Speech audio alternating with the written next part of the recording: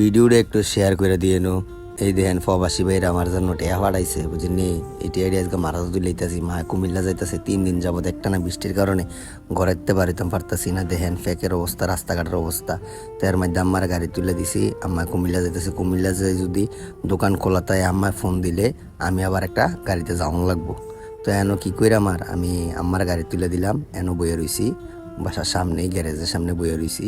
বইয়া বইয়া যাইতেছে, লগে কইলাম কেউ নাই, একটা মানুষ নাই লগে, আমার লগে যিনি যাইবো। এর মাঝে আম্মায় ফোন দিছে, কয় দোকান খোলা আছে তুই আয়। তো একটা অটো লইছি, লইয়া অটো দুইটা, অটো ড্রাইভার আর আমি যাইতাছি। আমার লগে কইলাম কেউ নাই।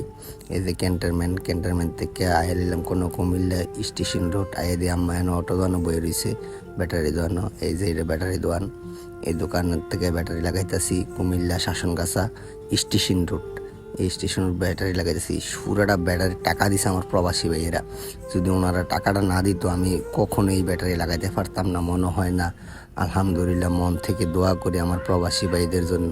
তো তারপরে ব্যাটারি দোকানের ব্যাটারি লাগাই সেরা ব্যাটারি দোকানের টাকা টুকা দিয়ে বিল টিল দিয়ে তো চলে আসলাম বাসা।